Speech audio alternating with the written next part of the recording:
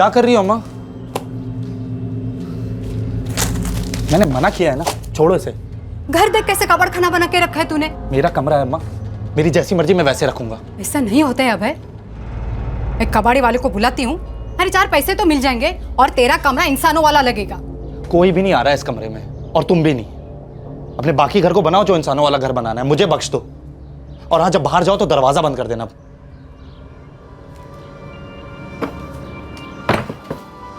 Serious? उसके बारे में? यू मैड और व्हाट? नहीं यार, तुझे पसंद है तो तू रख ले। क्यों? मैं क्यों बताऊं? तूने बताया था मुझे लास्ट टाइम। हाँ अदिति, खाना ठंडा हो रहा है। ओके, मम्मा आ गई, I will call you back. Okay मम्मा, आप दरवाज़ा नॉक करके भी आ सकते हैं ना। पहले तो आप मुझे बोलते हैं कि अंदर से दरवाज़ा लॉक मत करो, फिर ऐसे अचानक से आ जाते हैं। अपने घर में आने के लिए परमिशन चाहिए, और अचानक से मतलब 3 बार आवाज दिए तुझे। पर मम्मा कान में हेडफोन्स थे ना। नहीं तो हेडफोन्स कब नहीं होते हैं। चलो जल्दी आ जाओ। अदिति, वैसे मम्मा सही कह रही है, दोस्ती हमेशा सोच समझ के करनी चाहिए। पापा प्लीज़, अब आप मत शुरू हो जाओ प्लीज़। अदिति, फ्रेंकली कहूँ ना, तेरे ग्रुप के कुछ लोग मुझे बिल्कुल पसंद नहीं है। मम्मा, मैं आप और पापा की तरह क्लास देख के फ्रेंडशिप नहीं करती हूँ, और वैसे भी मैं 21 साल की हूँ, आई एम फ्री। अदिति, हमने तुम्हें कभी बांध के रखा भी नहीं। हम सिर्फ इतना कह रहे हैं कि अपने लिए जिम्मेदार रहो, ध्यान रखो अपना, बस। पापा, मेरे सारे फ्रेंड्स मेरे कॉलेज टाइम के फ्रेंड्स हैं, वो कोई गैंगस्टर या टेररिस्ट नहीं है। हम भी ये नहीं कह रहे हैं, लेकिन कुछ फ्रेंड्स तेरे बहुत ही वाहियात जोक्स भेजते हैं। I don't like it. हाँ, आपने मेरे मैसेजेस चेक किए? पासवर्ड कहाँ से मिला आपको? दिन के 26 घंटे तू टिक टिक टिक टिक टिक टिक करके मैसेज ही तो करती रहती है। उस दिन जब तू पढ़ रही थी ना, तो तेरे पीछे ही खड़ी थी मैं, तब देख लिया था मैंने। और हाँ, वो जो जोक भेजा था ना, बेहद वाहियात था, और तुम खी करके हंस रही थी। बट मम्मा, इस तरीके से किसी के मैसेजेस पढ़ना गलत नहीं, इलीगल भी है। माओ पे ये सब लागू नहीं होता। नो कानून फॉर माँ। एक मिनट, अब तुम्हारी गर्मा गर्मी में खाना फिर से ठंडा हो गया। मम्मा, आपकी खैर नहीं। हाँ, मैं आपको देख लूंगी। तुम मुझे देख लियो। ऐसे ही हंसते मजाक करते हुए अदिति जब अगले दिन अपने घर से निकली, तो उसे रत्ती भर भी अंदाजा नहीं था कि उसके साथ क्या होने जा रहा है। अदिति घर से निकली, रविवार का दिन था, सुबह के 11 बजे थे।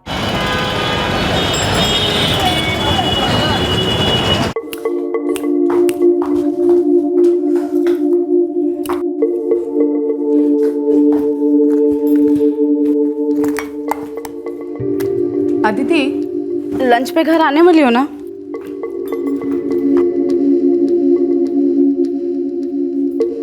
अदिति, लंच पे घर आने वाली हो ना? ओह हाँ, नहीं मम्मा, हम लोग पहले शॉपिंग पे जाएंगे, फिर उसके बाद फ्रेंड्स के साथ ही थोड़ा कुछ खा लूंगी, फिर हैंग आउट करेंगे, फिर शाम को आ जाएंगे। ओके ठीक है, लेकिन 3:30 तक आ जाना। तेरे पापा ने कोई मूवी देखने का प्लान बनाया शाम को। ओके, तो 4 बजे तक आ जाऊंगी। अदिति, 3:30 बजे। ओके, 3:30। जाते जाते ना पापा का कोट लॉन्ड्री में देते हुए जाना। ओके। हाँ, और उसको बोलना अच्छे से लॉन्ड्री करेगा। हाँ, सैटरडे को पापा का सेमिनार है। ओके। ये ले बेटा, उसको बोलना वेडनेसडे तक रेडी चाहिए। हाँ अदिति, इसको निकाल काम से, इसको बोलना वेडनेसडे तक रेडी चाहिए। ओह ओके, हाँ bye bye.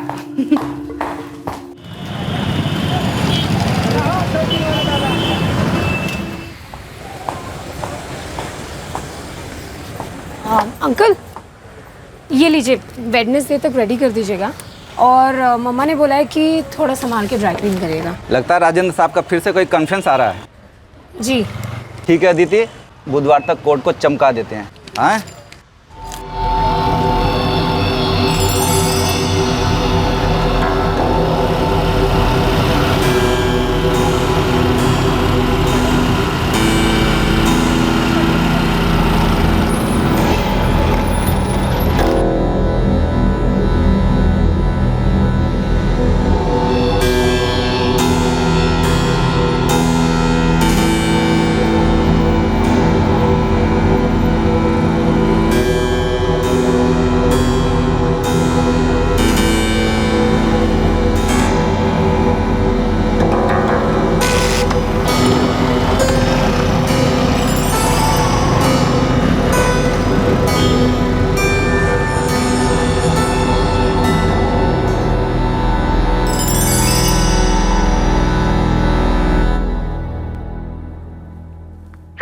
have called is currently switched off. Switch of? Switch off तो होता नहीं है कभी इसका फोन।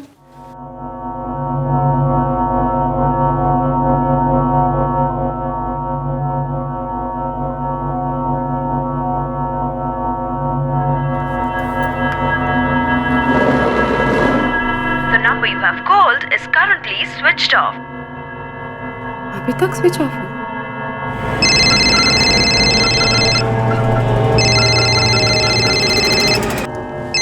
हाँ बोलो नलिनी। तुम्हारी लाडली अभी तक फोन स्विच ऑफ करके बैठी हुई है। 3:45 हो रहे हैं, पता है? तुमने सुबह से 10-20 फोन कर दिए होंगे। अरे बाबा, सुबह से एक भी फोन नहीं किया। फोन तो छोड़ो, SMS तक नहीं किया। अरे उसका फोन आउट ऑफ कवरेज होगा। अदिति अपना फोन स्विच ऑफ करती कहाँ है? 24 घंटे तो फोन पे लगी रहती है। लेकिन शॉपिंग मॉल में नेटवर्क कब नहीं होता ये बताओ। मैं भी घर आ ही रहा हूँ ना, देखना मेरे आने से पहले वो पहुंच जाएगी। ओके। हम आपको ऑलरेडी बता चुके हैं कि अदिति घर नहीं आई, लेकिन आगे जाने से पहले थोड़ा पीछे जाते हैं। रिवाइंड करते हैं सुबह 11:15 बजे लॉन्ड्री में कोट देने के बाद अदिति एक लड़के के साथ बाइक पर कहीं चली गई। अदिति के पेरेंट्स को कोई आइडिया नहीं था कि वो किसके साथ कहां गई। ये मीटिंग अदिति और सिर्फ अदिति ने प्लान की थी।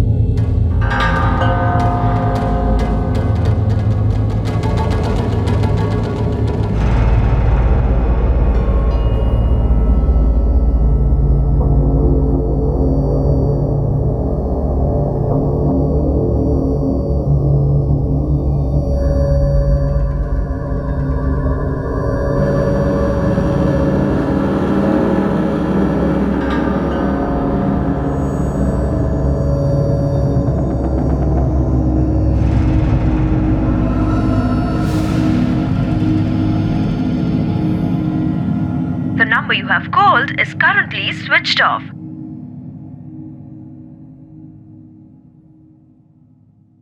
क्या हुआ? अभी तक स्विच ऑफ है। हाँ। ये इतनी देर तक तो कभी भी स्विच ऑफ नहीं रखती।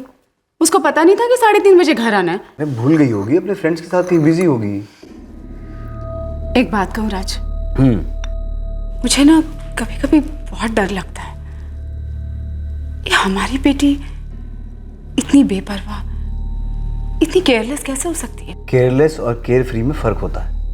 ये जनरेशन अलग है। कम ऑन राज, जो बात गलत है ना वो गलत है, चाहे फिर वो कोई भी जनरेशन हो। आदित्य अभी बच्ची है और ये सब बचपन में नहीं होगा तो कब होगा? अरे 21 साल की हो गई है। 21 साल बच्ची होती है और उसको नहीं पता कि मुझे कितनी टेंशन हो जाती है। अरे कैसे कैसे ख्याल आ रहे हैं मन में। चलो फोन नहीं कर सकती थी, कम से कम एक SMS तो कर देती। अरे रिलैक्स नलिनी, वो आ जाएगी। तुम चाय पियो। आप ही ने सर पे चढ़ा के रखा है उसको। अब उसका गुस्सा तुम मुझ पर क्यों उतार रही हो? कम ऑन यार, एज ऐसी हो जाता।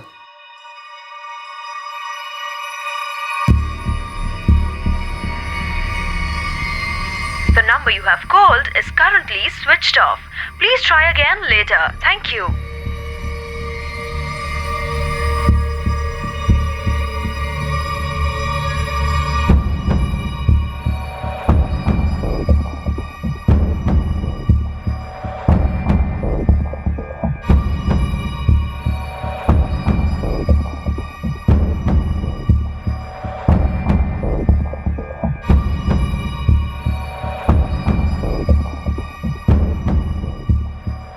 अदिति इतनी देर तक अपना फोन कभी स्विच ऑफ नहीं रखती। सुनो राज, मेरा बहुत दिल घबरा रहा है। अरे अपने फ्रेंड्स के साथ गई थी, अगर उसका फोन स्विच ऑफ हो गया था तो अपने किसी फ्रेंड के फोन से तो कर सकती थी। तुम्हें पता अपने कौन से फ्रेंड्स के साथ गई थी वो? डिटेल्स देती है क्या आपकी बेटी कभी? बस इतना कह के गई थी कि फ्रेंड्स के साथ घूमने जा रही है। एक काम करो, तुम्हारे पास उसके जितने भी फ्रेंड्स के नंबर्स हैं ना, मुझे दो।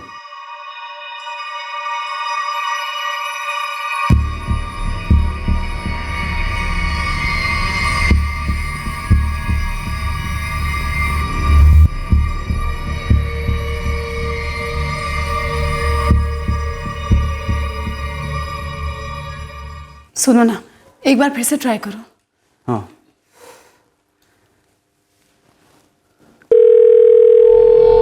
थैंक गॉड रिंग हो रहा है। मैं कह रहा था ना फोन करेगी, हम लोग बिना बात के टेंशन ले लेते। हेलो अदिति, कहाँ हो बेटा? हेलो अदिति, अदिति तुम्हें मेरी आवाज आ रही है? Hello Aditi, can you hear me? Hello hello कौन बोल रहा है? हेलो तुम कौन हो भाई? अदिति से बात करवाओ मेरी, उसे बोलो उसके पापा का फोन है। अदिति कहाँ है? वो बात नहीं कर सकती। क्यों क्यों बात नहीं कर सकती? मैं उसे हॉस्पिटल ले जा रहा हूँ। हॉस्पिटल? हॉस्पिटल? थोड़ी बीमार है। क्या हुआ क्या उसे? कौन से हॉस्पिटल लेके जा रहे हो?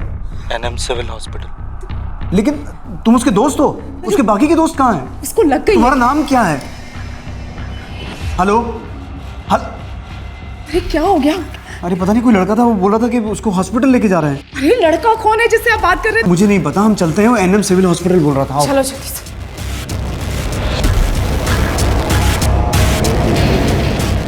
एक तो ये फोन नहीं उठा रहा। मुझे तो ये समझ में नहीं आ रहा कि वो एनएम हॉस्पिटल क्यों लेके गए उसे। वो तो शॉपिंग मॉल से बहुत दूर नहीं है। अरे सब दोस्त मिलकर हॉस्पिटल के आसपास कहीं गए होंगे, उल्टा सीधा कुछ खा लिया होगा। अब बाकी जो भी है वहां जाकर ही पता चलेगा। लो तुम फोन लगाओ इसको। दो।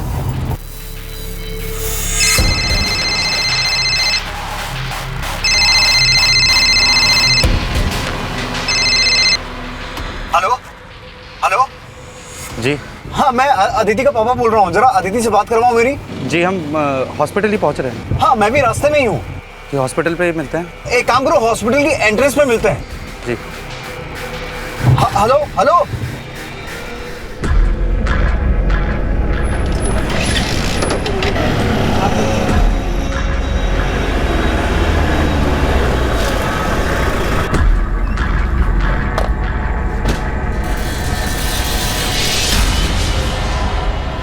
यहाँ तो कोई नजर नहीं आ रहा राज। हेलो हाँ हाँ हाँ, मैं अदिति का फादर। कहाँ हो तुम लोग? जी अंकल, 5 मिनट में पहुंचने ही वाले हैं। अरे तुम पहुंचे क्यों नहीं अभी तक? अंकल रास्ते में बस पहुंच ही रहे हैं। अच्छा मैं एंट्रेंस पे खड़ा हूँ।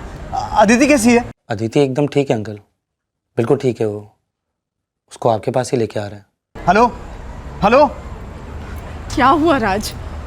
वो लड़का कह रहा था कि 5 मिनट में यहाँ पहुंचेंगे। अरे लेकिन उसने कुछ बताया? क्या हुआ, कैसे हुआ? वो ठीक है कि नहीं अदिति? उस लड़के ने अपना नाम तक नहीं बताया।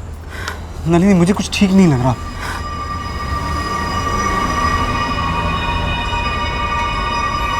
राज 20 मिनट हो गए, फोन लगाओ जल्दी से। 5 मिनट बोला था उन्होंने।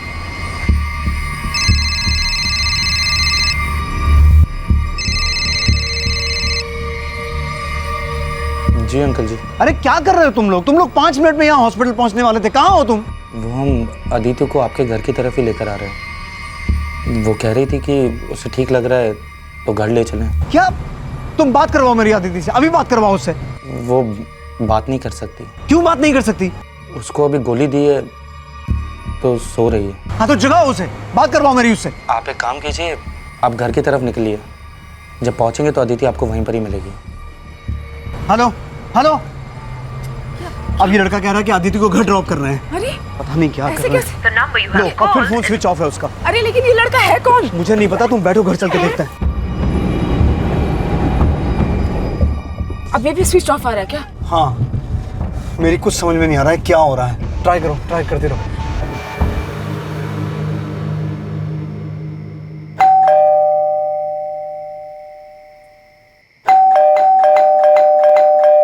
आज आप अपनी चाबी से खोलो ना, सो रही होगी, तबीयत ठीक नहीं है उसकी। जल्दी खोलो। अदिति, अदिति अदिति, अदिति अदिति बेटा।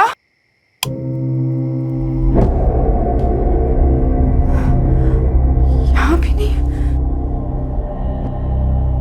अदिति। हाँ क्या अंदर तो नहीं है? यहाँ भी नहीं है। हो सकता है वो यहाँ पहुंचे ही ना हो। आप फोन लगाइए दोबारा से, जल्दी लगाइए। The number you have called is currently switched off. Switch off. Raj मेरा बहुत दिल घबरा रहा है।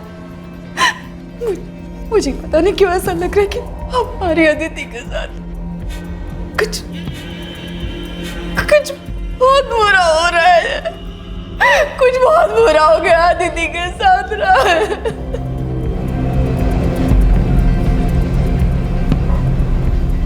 सर अदिति अपना फोन साइलेंट पे ही नहीं रखती, स्विच ऑफ तो बहुत दूर की बात है। जिस लड़के ने आपको फोन किया था उसने आपको अपने बारे में कुछ भी नहीं बताया? नहीं सर, मैंने जितनी बार भी उसका नाम पूछा या तो उसने टाल दिया या फोन काट दिया। यंग सी आवाज थी। लेकिन फिर भी आपकी बेटी ने घर से निकलने से पहले आपको कुछ तो बताया होगा। वो कहाँ जा रही है, किसके साथ जा रही है? जी नहीं सर, उसने बस इतना कहा था कि अपने फ्रेंड्स के साथ घूमने जा रही है। और मैंने उसके काफी फ्रेंड्स को फोन किया लेकिन वो किसी के साथ नहीं गई, किसी को कुछ पता ही नहीं है। कोई बॉयफ्रेंड? एक था विजय त्रिपाठी।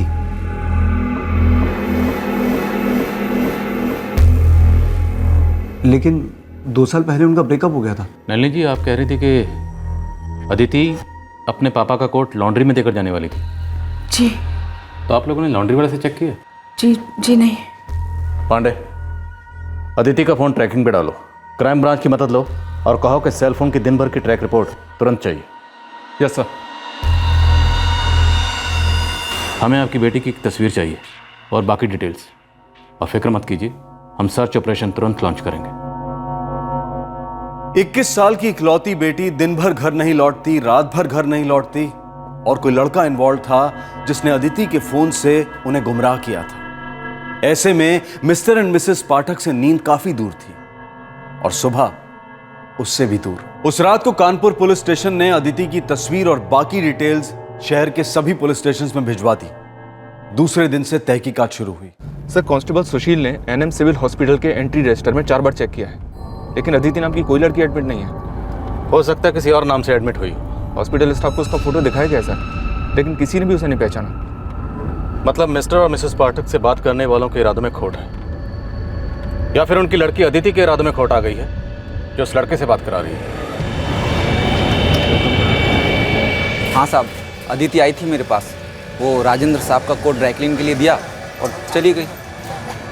यहाँ से फिर कहाँ चली गई? पता नहीं साहब। वो अकेली थी या उसके साथ कोई और भी था? अकेली थी साहब।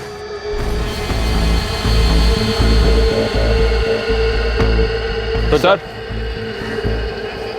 सोसाइटी के गेट के पास एक सीसीटीवी कैमरा है और दूसरा कैमरा वहाँ बिल्डिंग के कॉर्नर पर है। इन दोनों कैमरास की फुटेज मंगवाओ, सुबह 11 से 12 के बीच की।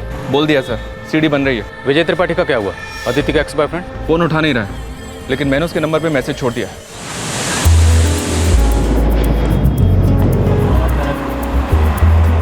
जी, मुझे इस नंबर से एक मिस्ड कॉल आया है और एक मैसेज भी। मैं विजय त्रिपाठी बोल रहा हूँ। विजय, मैं कानपुर से सब इंस्पेक्टर पांडे बोल रहा हूँ। क्या तुम कल अदिति के साथ थे? अदिति पाठक? अदिति पाठक? जी नहीं, मुझे तो अदिति को मिले हुए भी 1.5 साल से ऊपर हो गया। तो कल कहाँ थे तुम? जी, मैं मुंबई में 8 महीने से कानपुर नहीं गया हूँ। मैं यहीं पे जॉब करता हूँ, लेकिन क्या आप बता सकते हैं कि अदिति के साथ क्या हुआ है? गायब है। गायब मतलब? गायब मतलब मिसिंग। क्या तुम उसके किसी ऐसे दोस्त को जानते हो जिससे हम बात कर सकते हैं? जी हाँ, मैं जानता तो काफ़ी दोस्तों को हूँ, लेकिन मुंबई आने के बाद मेरा टच छूट गया है। टच में तो हम ले आएंगे उन्हें। तुम एक काम करो, सारे नंबर से SMS कर दो। मैं अभी करता हूँ। ये देखो, ये लड़की लॉन्ड्री की दुकान में आई, वहाँ आके उसने कोट दिया। कोट देने के बाद ये निकले। सर, सोसाइटी गेट के राइट हैंड कॉर्नर पे जो CCTV है उसकी फुटेज से पता चलेगा।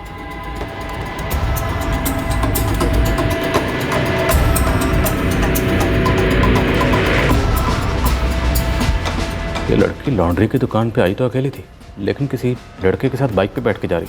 कदकाठी से तो यंग सा लगता है सर, उसका हम उम्र ही होगा। लेकिन बाइक का नंबर क्लियर नहीं है सर। लेकिन बाइक की हेडलाइट के ऊपर एक स्टिकर लगा हुआ है।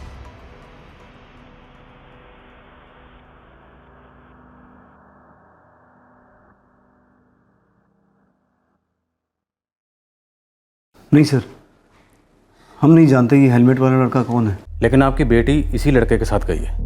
और पाठक साहब, हमें यह भी लगता है कि जो लड़का आपसे फ़ोन पे बात कर रहा है वो लड़का यही है। सर, हमारी बेटी बहुत फ्रेंडली और कॉन्फिडेंट है।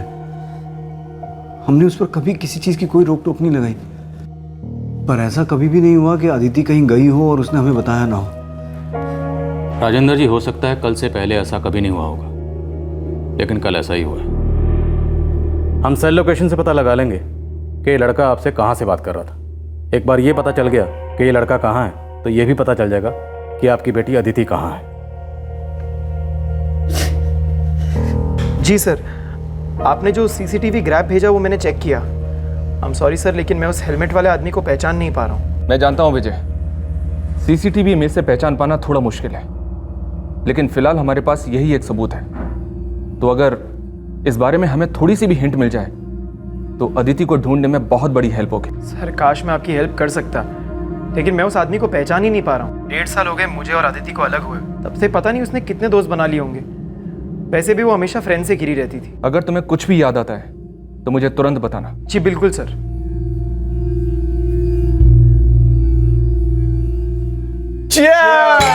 विजय के लिए जो मुंबई जाके खूब सारे पैसे कमाने वाला है और आज का बिल भी भरने वाला है। मुंबई जाकर तुम हम सबको भूल मत जाना, स्पेशली अदिति को। रचना, तुम सब मिलकर ना मुझे विलन बना, और अगर पता चला उल्टा हुआ तो मैं वहां मुंबई गया और यहाँ अदिति को कोई और मिल गया तो? ऑफ कोर्स, वो तो मिलना ही है, नहीं?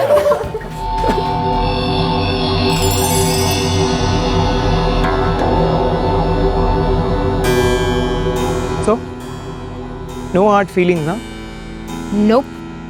हार्ड फीलिंग्स का क्या, चार डालूं मैं? वैसे यार अपने रिलेशनशिप का एक छोटा सा रिकैप तो बनता है। जैसे कि हाँ, अचानक 1 साल पहले विजय त्रिपाठी की गर्लफ्रेंड ऑस्ट्रेलिया जाके शादी करके सेटल हो जाती है और फिर उसकी लाइफ में आती है एक हॉट एंड सेक्सी लड़की यानी कि अदिति पाठक। दोनों के बीच में एक घमासान अफेयर शुरू होता है, दोनों बहुत सारी मस्तियां करते हैं और फिर अचानक कहानी में एक नया मोड़ आता है। विजय त्रिपाठी चला जाता है मुंबई अपनी जॉब करने के लिए और दोनों के रास्ते अलग हो जाते हैं। लेकिन क्योंकि दोनों का रिलेशनशिप एक ओपन रिलेशनशिप है तो दोनों के रिलेशनशिप में ना ही कोई गम होता है ना ही कोई दर्द होता है, लेकिन होता है तो बस ढेर सारी बेस्ट विशेस और ढेर सारी सेक्सी यादें। अब आगे आगे आगे आई डोंट नो यार, व्हाटएवर। तुझे बॉम्बे जाना है, फ्रीडम चाहिए, नई गर्लफ्रेंड्स बनानी है, तो I don't know. Of course तू तो ऐसे बोल रही जैसे यहाँ पर तुझे कोई लड़का मिलेगा ही नहीं। तुझे पता है ना, आधा कानपुर फिदा है तुझ पे। Know like seriously, I mean तू किसी लड़के से नॉर्मली मौसम की भी बात करे ना तो उसे लगता है कि हाय काश यही मेरी गर्लफ्रेंड होती। और वैसे भी तू तो थोक के हिसाब से लड़कों से बात करती है by the way.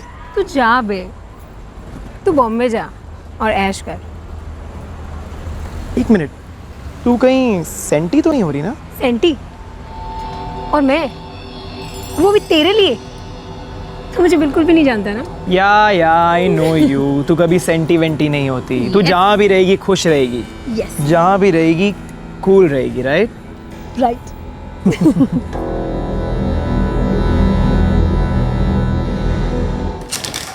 Sir, crime branch ने अदिति का सेल लोकेशन और कॉल रिकॉर्ड्स भेजे हैं। क्या लोकेशन थी अदिति के फ़ोन की? लोकेशन 1 अदिति का घर, उसके बाद अंजुमन चौक जहाँ वो लॉन्ड्री की शॉप है, फिर गंगानगर, उसके बाद कानपुर लखनऊ हाईवे, फिर वापस गंगानगर। हो सकता है गंगानगर में उसका कोई दोस्त रहता हो, या ये भी हो सकता है कि वो बाइक सवार गंगानगर का ही रहने वाला हो। सर, दिन भर में अदिति के नंबर से कई सारे नंबर्स पे कॉल किए गए, लगता है सभी उसके दोस्त हैं। सभी को थाने बुलाओ।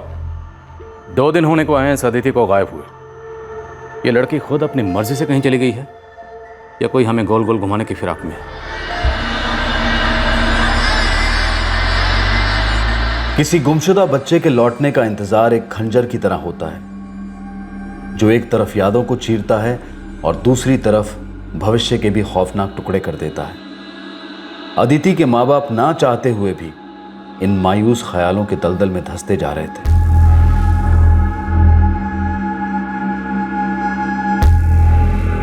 अदिति के 40 से भी ज्यादा दोस्तों की पूछताछ की गई, पर उनमें से किसी ने भी ये नहीं बताया कि अदिति कहां हो सकती है या किसके साथ गई होगी।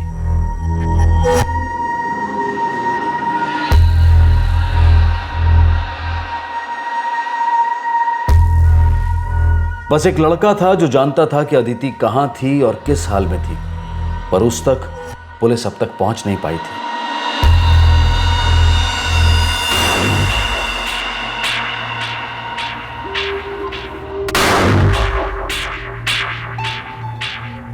अदिति हवा हो गई थी या फिर कुछ और हो गई थी। 2 दिन हो गए थे और अदिति की कोई खबर नहीं आई थी, लेकिन दूसरे दिन की रात को यह सस्पेंस खत्म हो गया और खुला एक खौफ का पिटारा।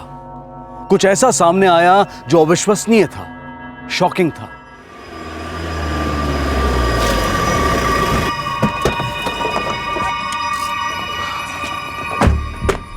शाम के वक्त एक आदमी इस रास्ते से गुजर रहा था। यहाँ पड़े कुछ बैग्स पर उसने खून देखा, उसे लगा कुछ गड़बड़ है, इसलिए उसने तुरंत पुलिस को फ़ोन किया। चेक करो क्या इसमें।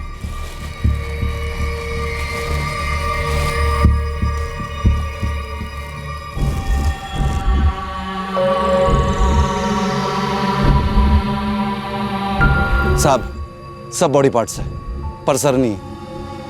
किसी औरत के बॉडी पार्ट्स लगते हैं, कोई जवान लड़की भी हो सकती है। लगता तो ऐसा ही है सर।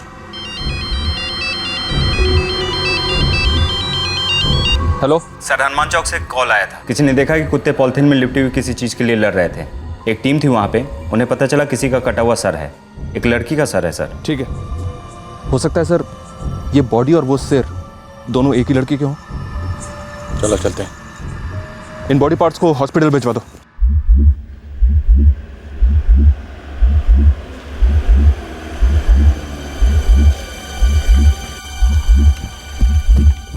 सर 99% उसी लड़की का सर है, आदिति पाठक जो गायब है। लो लो इधर लो।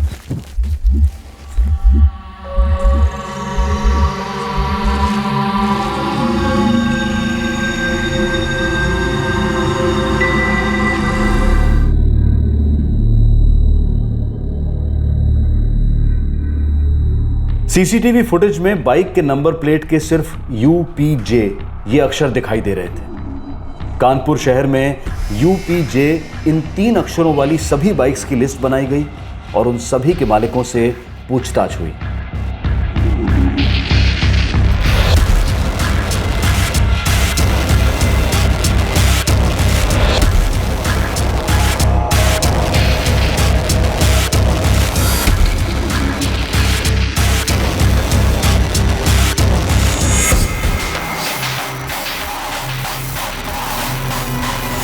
पूरे 3 दिन 24 घंटे पुलिस ने अपने हर मुमकिन सोर्स के थ्रू उस बाइक को ट्रेस करने की कोशिश की जिस पर अदिति उस हेलमेट वाले लड़के के साथ गई थी। एक जवान लड़की की इस तरह की भयंकर हत्या ने पूरे शहर के रोंगटे खड़े कर दिए थे और पुलिस पर जबरदस्त दबाव था। अदिति के गायब होने के 5 दिन बाद और उसकी टुकड़ों में कटी लाश मिलने के 4 दिन बाद एक बहुत ही अजीब तरीके से कानपुर पुलिस अदिति के हत्यारे तक पहुंच गई।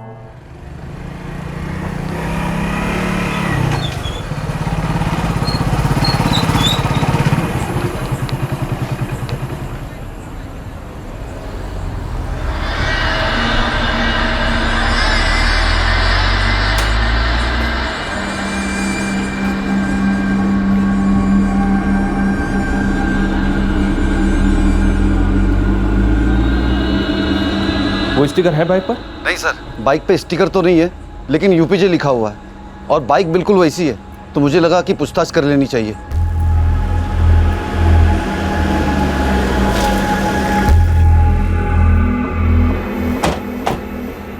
सर, यही बाइक है।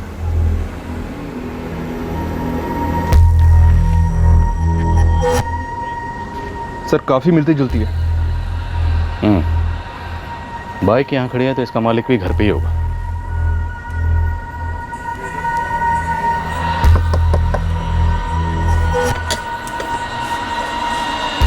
जी, ये बाइक तुम्हारी? हाँ। अदिति पाठक को जानते थे? कौन अदिति पाठक सर? न्यूज़पेपर नहीं पढ़ते? टीवी न्यूज़ में तो देखा होगा। वही लड़की जिसकी लाश टुकड़ों में मिली थी। ओह हाँ सर, सुना था मैंने, मैं उस अदिति पाठक को नहीं जानता हूँ सर। सर, बाइक पे यहाँ पर स्टिकर था, लेकिन लगता है कि इसे हाल ही में निकाला गया है।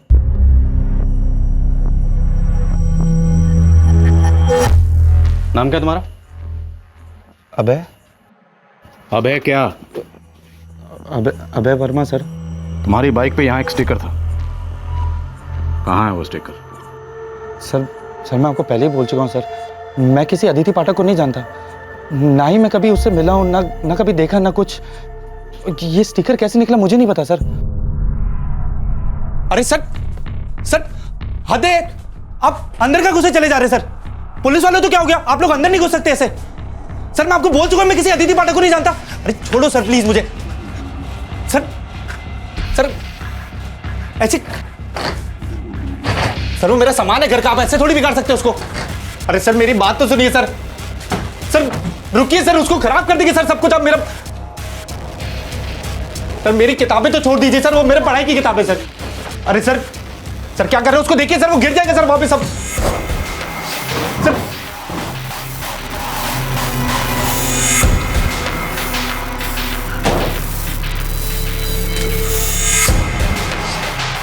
सर सर देखिए, मैं आप लोगों को पहले बोल रहा हूं सर, आप लोग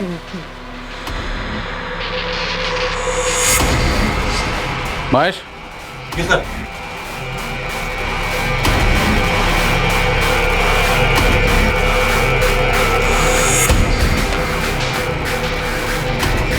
अबे वर्मा, तुम अदिति पाठक को जानते थे। तुम ये भी जानते थे कि उस दोपहर को वो कहाँ गई थी। बिल्कुल जानता है सर,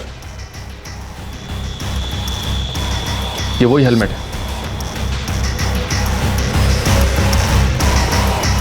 सर ये देखिए। सच कहूं तो तुम्हारा चेहरा देखकर घिन आ रही है मुझे। अब जल्दी बोलो कि तुमने अदिति को क्यों मारा, वरना तुम्हारी वो हालत करूंगा कि तुम्हें खुद से घिन आने लगेगी।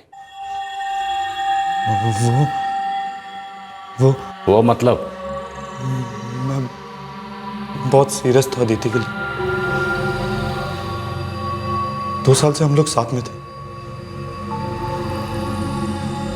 बॉयफ्रेंड गर्लफ्रेंड थे। मिले कैसे? उसके बॉयफ्रेंड ने मिलवाया था, विजय त्रिपाठी। तो मतलब तुझे उसकी याद नहीं आएगी कभी? तू उसको मिस नहीं करेगा? इंसान है, यादें हैं तो आएंगी। लेकिन वैसे एक बात कहूँ, इतनी भी कोई याद नहीं आएगी। एक्चुअली ना, मैंने और अदिति ने पहले ही डिसाइड किया था कि हमारे बीच जो भी था ना, अब वो नाम के लिए भी नहीं होगा। जब तक जो भी था, जैसा भी था, अच्छा था, लेकिन अब नहीं है। अब अपने अपने रास्ते जाओ, अपनी अपनी जिंदगी जियो। मैं अदिति को पहले भी विजय के साथ कई बार मिला था, और उसी के फोन से मैंने अदिति का नंबर चुराया था और फिर कॉल कर दी। फिर फ्रेंडशिप हुई, अच्छी फ्रेंड्स दोनों तरफ से, और फिर लव हुआ मेरी तरफ से। पर उसकी तरफ से नहीं। ऐसे कैसे हो सकता है सर? दोस्ती दोस्ती में कोई फिजिकल थोड़ी होता है। एक बार नहीं, 2 बार नहीं, हमारे बीच में कई बार हुआ। उसके बाद कहती प्यार नहीं है।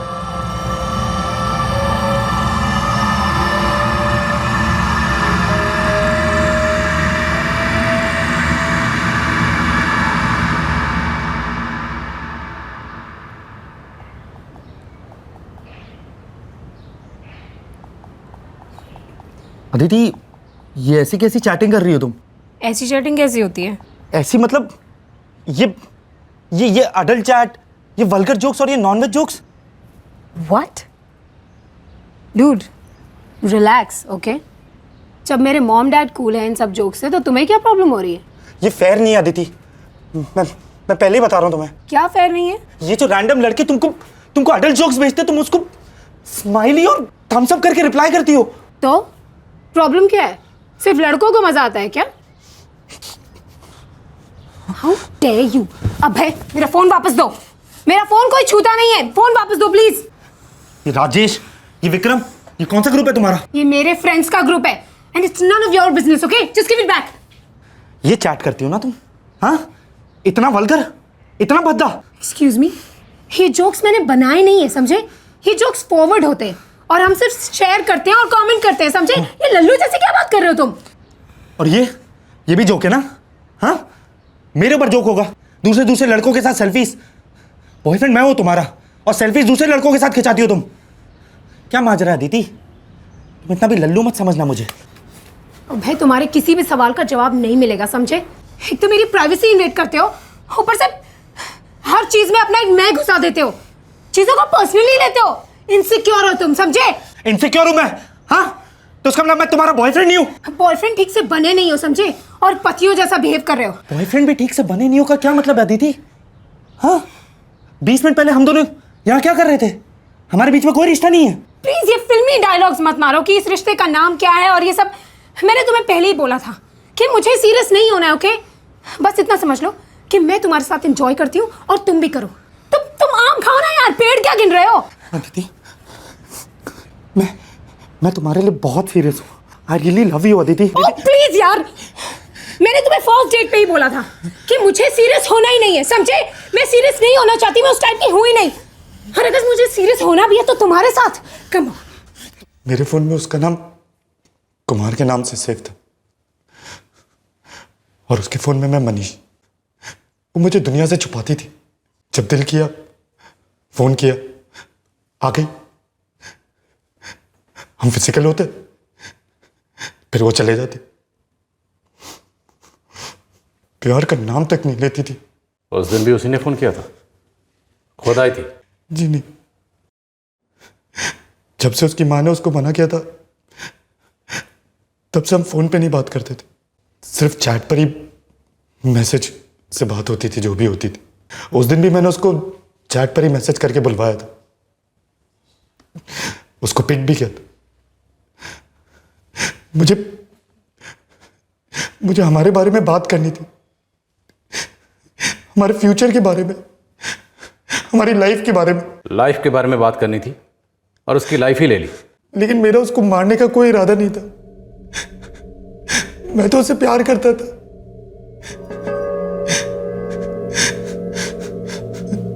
लेकिन उसने मुझे इतना गुस्सा दिला दिया, इतना गुस्सा दिला दिया कि बस मैंने उसे मार ही दिया। और उसके माँ बाप को पागलों की तरह यहां से वहां जो घुमाया, कोई इरादा नहीं था, कोई प्लानिंग नहीं थी, कोई इरादा नहीं था, कोई सोच नहीं थी, बस सब ऐसे ही हो गया गुस्से में। नहीं सर, मैं डर गया था, मैं बहुत डर गया था कि अब क्या करूं, उसकी बॉडी का क्या करूं। इसलिए मैं झूठ पे झूठ बोल रहा था, फोन काटे जा रहा था। उसकी बॉडी को कहां काटा?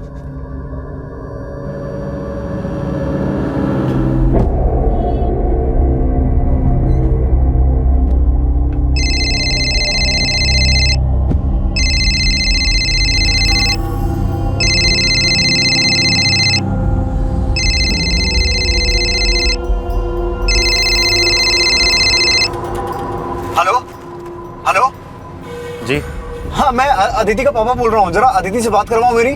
जी हॉस्पिटल पे ही मिलते हैं। तुम्हारा नाम क्या है?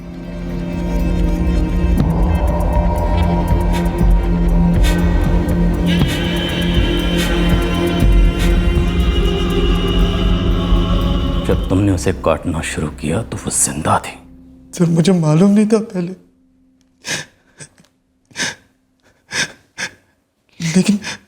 लेकिन जैसे मैंने उसे काटना शुरू किया उसकी बॉडी गर्म थी, खून गर्म था। तुमने जब उसे काटना शुरू किया तुम्हें पता था कि वो जिंदा है, फिर भी तुम नहीं रुके। सर बहुत देर हो चुकी थी सर, मैंने उसे काटना शुरू कर दिया था। तुमने एक लड़की को सिर्फ इसलिए मार डाला क्योंकि तुम्हें लगा वो तुम्हारे साथ सीरियस नहीं है। तुम्हें लग रहा था वो तुम्हारी जिंदगी बर्बाद कर देगी, लेकिन जिंदगी तो तुमने बर्बाद किया। तुमने अदिति के माँ बाप की, अपने माँ बाप की और खुद अपने।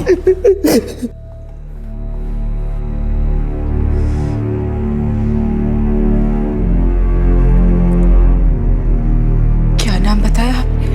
जी, अभय वर्मा।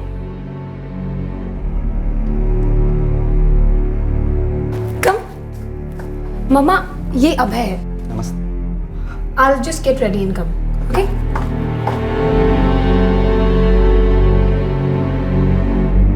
मैंने अदिति से कहा भी था, वो लड़का मुझे ठीक नहीं लगा। इसलिए उन दोनों ने एक दूसरे के नंबर अलग अलग नाम से सेव किए थे ताकि आपको शक ना हो। उस लड़के ने मेरी बेटी को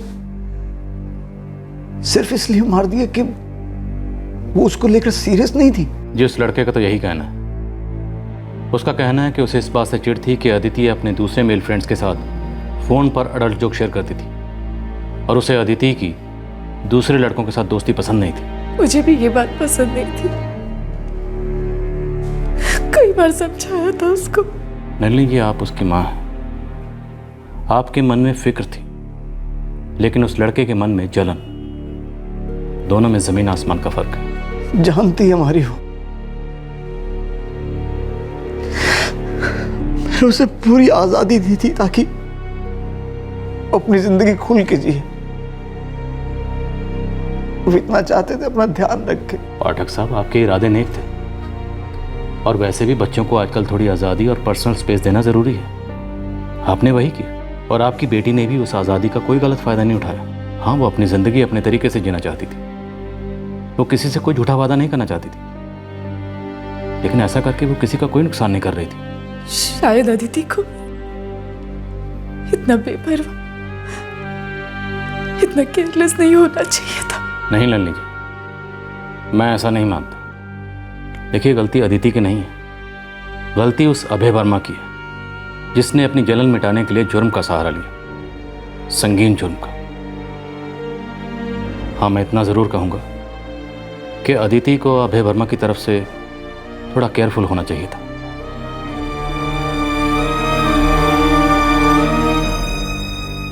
ऐसा क्यों किया तूने? ऐसा क्यों किया? पता नहीं माँ, पता नहीं कैसे हो गया। मुझे बहुत गुस्सा आ गया था। अरे तूने किसी की जान ले ली, और वो भी इतनी भयानक तरीके से। तुमने एक लड़की को नहीं काटा है अभय, हमारे टुकड़े टुकड़े कर दिए। वो जुर्म के कपड़े जो तू इकट्ठा कर रहा था अखबार पढ़ के, वो सब इसके लिए था ना।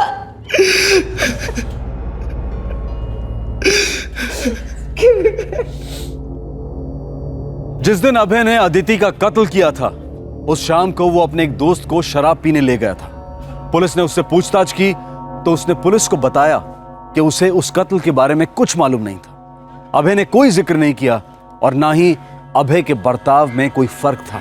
अभय पर आईपीसी की धारा 302 के तहत हत्या के लिए और धारा 201 के तहत सबूत मिटाने के चार्जेस लगाए गए हैं।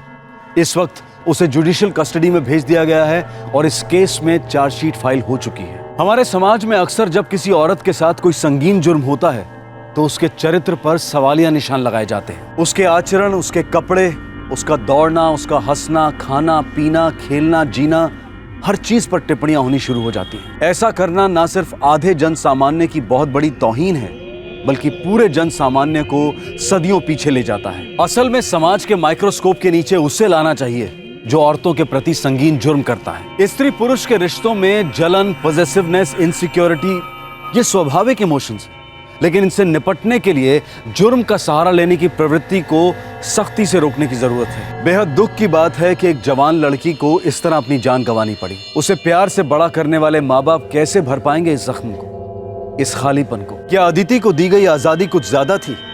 कतई नहीं। एक लड़की की व्यक्तिगत आजादी, मर्जी, फैसला लेने की ताकत एक विकृत, संकुचित दिमाग के डर से कैसे तय हो सकती है? क्या यह अन्याय नहीं है सारी औरत जात के प्रति? इस शुक्रवार, शनिवार और रविवार हम पेश कर रहे हैं गुजरात और महाराष्ट्र के केसेस हैं 2 बच्चियों के।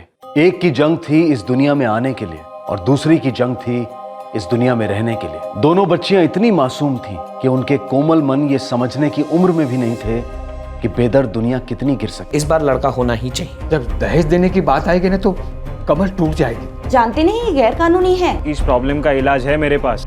तो आज का केस आस्था की दास्तां।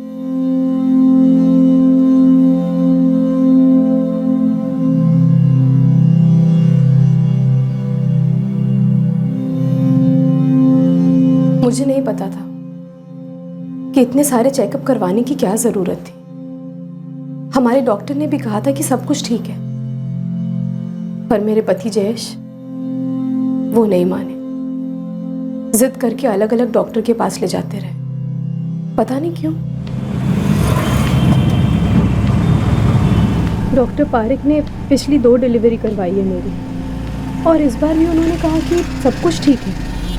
फिर हम दूसरे डॉक्टर के पास क्यों जा रहे हैं? दूसरे डॉक्टर के पास जाने में हर्ज भी क्या है? हाँ, और जो कर रहा हूँ तुम दोनों की भलाई के लिए ही तो कर रहा हूँ।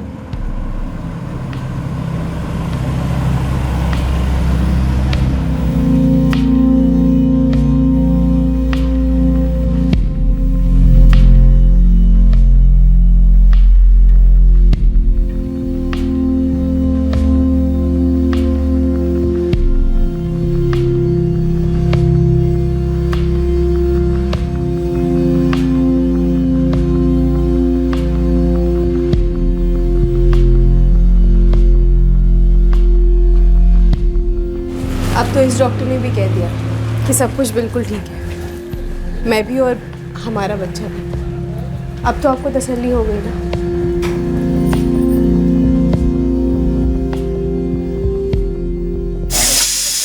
सोसाइटी कंपाउंड में प्रोग्राम का आयोजन भी करने लगा है। सॉरी भीड़ भाई। सॉरी। देखिए भाई साहब, सोसाइटी के कुछ नियम होते हैं और नियमों के अनुसार सोसाइटी का कोई भी सदस्य सेक्रेटरी के परमिशन के बगैर सोसाइटी के कंपाउंड में कोई भी प्रोग्राम नहीं कर सकता। हाँ, जयेश दिख रहा, क्या कहा डॉक्टर ने? कुछ नहीं, सब ठीक है, टेंशन लेने की कोई जरूरत नहीं है। हाँ, पर असली टेंशन के बारे में बताया कि नहीं? नहीं। लेकिन तूने पूछा तो था ना? हाँ, पर उन्होंने मना कर दिया। जानते नहीं ये गैर कानूनी है, पागल हो गए हैं आप। ये बोर्ड नहीं पढ़ा आपने? मैं नहीं बता सकती कि आपकी पत्नी की कोख में पल रहा बच्चा लड़का है कि लड़की। बा, बच्चे के बारे में जानना बहुत मुश्किल हो रहा है। इस बार सहन नहीं होगा हमसे। 2 बार मायूस हुए हैं और हम ही जानते हैं कि दोनों बार अपने मन को कैसे मनाया है, और अब नहीं।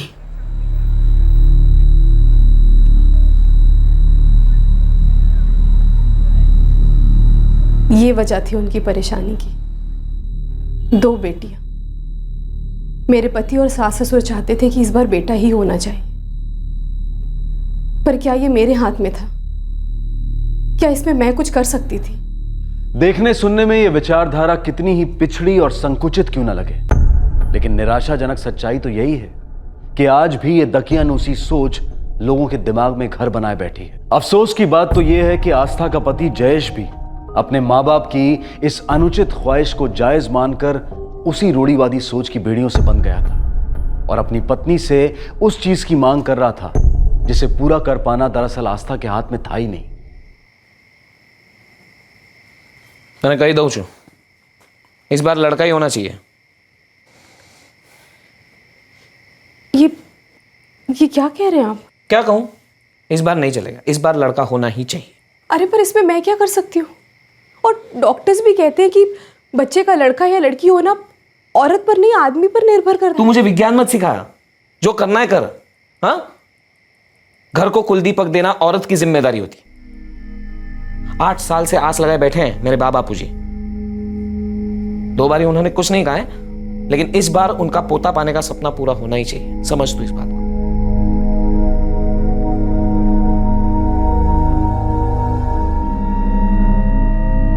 चिंता नहीं कर दिख रही, जहेश कुमार गुस्से में बोल गए होंगे। अगर इस बार भी लड़की हुई ना तो देखना, किंजल और हेतल की तरह उसे भी अपना लेंगे। और बेटी, इच्छा तो सभी की होती है ना बेटा पाने की। ये सब तो किस्मत की बातें हैं। पर बा, जयेश अब पहले जैसे नहीं रहे, वो बदल गए। और अगर इस बार भी बेटी हुई ना तो पता नहीं क्या होगा। आस्था तू रो मत, बात ठीक कह रही है। देख, अगर ऐसा कुछ हुआ ना तो जयेश कुमार तुझे कुछ नहीं कहेंगे। लड़की भी हुई तो उसे अपना लेंगे, आखिर होगी तो उनकी अपनी ही बेटी।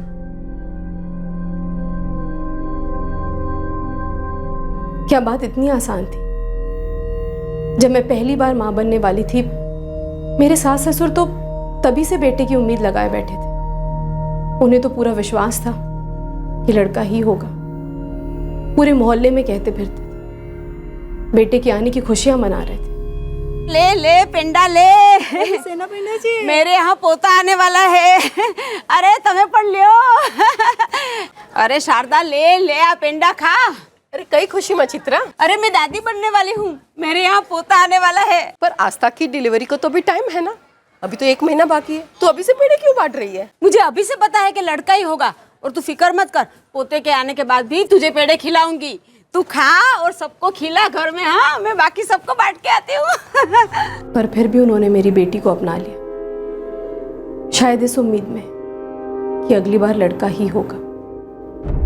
पर जब अगली बार भी लड़की हुई तो उनकी मुझसे लगाई सारी उम्मीदें टूट गई। एक प्यारा पति, ख्याल रखने वाले सास ससुर, सब बदल गए। आस्था की सास मानो उसे बेटियां पैदा करने की सजा दे रही थी। अब आस्था तीसरी बार मां बनने वाली थी। उसे अंदाजा भी नहीं था कि उसके घर वालों के मन में क्या चल रहा है। जयेश और उसके पेरेंट्स आस्था और उसकी कोख में पल रहे मासूम की जिंदगी के साथ खेल रहे थे। बेटे की अंधी चाहत में एक गुनाह करने जा रहे थे।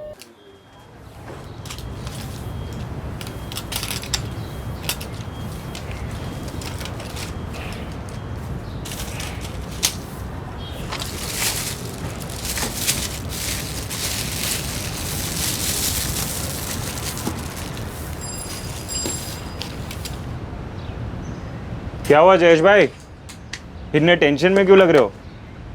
क्या कहूँ धीरज, आस्था प्रेग्नेंट है। तो इसमें टेंशन वाली कौन सी बात है? वैसे भी आप तो अनुभवी हो, पहली बार थोड़ी ना है। पिछली दोनों बार सब ठीक हुआ था ना, इस बार भी वैसा ही होगा। नहीं नहीं, इस बार वैसा नहीं होना चाहिए। मतलब मैं समझा नहीं जयेश भाई। अब समझ में आई बात, पहले बताना चाहिए था ना। आपकी इस प्रॉब्लम का इलाज है मेरे पास। क्या? एक डॉक्टर है गिरीश मिस्त्री नाम का, बहुत ही समझदार आदमी, आप जैसों की प्रॉब्लम बहुत अच्छे से समझता है। एक नया मैटरनिटी होम खुला है, वीएस मैटरनिटी होम, वहाँ पे डॉक्टर है वो। आप वहाँ जाके उससे मिलो, आपकी सारी टेंशन खत्म हो जाए।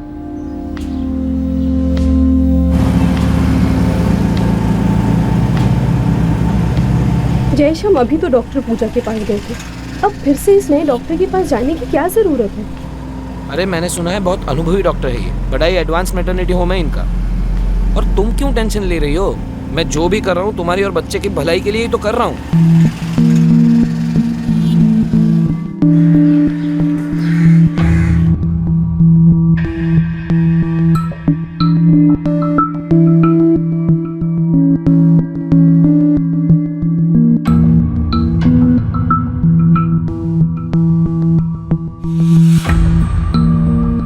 Everything is fine. जो दवाइयाँ चल रही है वही कंटिन्यू कीजिए, मैं बस एक टॉनिक ऐड कर रहा हूँ, ये लीजिए। डॉक्टर, हमें पहले से ही 2 बेटियां हैं, तो इस बार हमें बेटा चाहिए। तो लड़का होगा ना? अरे लड़का हो या लड़की, ज़रूरी तो यह है कि बच्चा स्वस्थ और तंदुरुस्त हो, वजन सही रहे और माँ की सेहत अच्छी रहे। प्रेगनेंसी को 4 महीने हो चुके हैं, मतलब सोनोग्राफी में तो सब साफ साफ दिखाई देता होगा ना? हाँ हाँ बिल्कुल, मैंने आपकी वाइफ को दिखाया भी। बच्चे के हाथ पैर, उसके मूवमेंट्स सब कुछ अच्छे हैं। मतलब आप तो सब जानते हैं। देखिए ऐसा है कि हम सब कुछ तो नहीं जानते, बस अपना काम जरूर जानते हैं। मैंने आपके बारे में बहुत सुना है, और ये भी सुना है कि आप हम जैसों की सिचुएशन समझते हैं और मदद भी करते हैं, इसीलिए मैं आपके पास आया हूँ। अच्छा, वो क्या है ना कि हमारा क्लिनिक अभी नया है और ज़्यादातर पेशेंट्स रेफरेंस से ही आते हैं। अच्छा, वो मुझे राउंड पे भी जाना था, अगर आपको कुछ और पूछना है तो आप पूछ सकते हैं। धीरज, तू तो कह रहा था बड़ा समझदार आदमी है, तो मेरी बात समझ ही नहीं रहा था वो। पता तो चला नहीं लड़का या लड़की, विजिट का खर्चा हुआ वो अलग, तो ऊपर से ये आस्था भी रास्ते में सवाल पे सवाल किए जा रही थी। भाभी के सामने पूछा आपने? हाँ तो? हाँ जयेश, अरे भाभी के सामने थोड़ी बताएगा वो, ये सब गैर कानूनी काम है, छिपा के करने पड़ते हैं। आप एक काम करो, अकेले में जाके बात करो। क्या समझा आपने मुझे? आपकी हिम्मत कैसे हुई ये सब कहने की? Sorry doctor. क्या सॉरी? आप फार्मेसी पढ़े हो, केमिस्ट की नौकरी करते हो, आपको इतना नहीं पता कि ये काम इलीगल है? पता है डॉक्टर, लेकिन मेरी भी मजबूरी है, और मुझसे किसी ने कहा कि आप मदद कर सकते हैं। किसने कहा ये सब आपसे? मुझे अफसोस होता है मिस्टर जयेश, जब आप जैसे पढ़े लिखे लोग इस तरह की बातें करते हैं।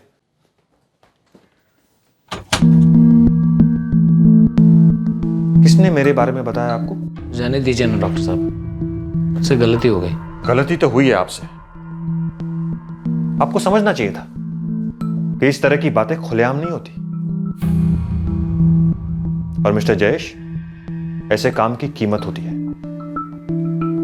क्या कीमत होगी? 15,000।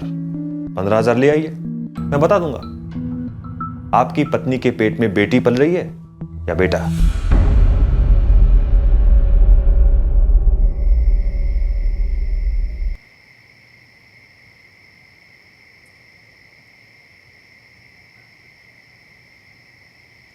$15,000 देंगे तो बताएगा लड़का है या लड़की।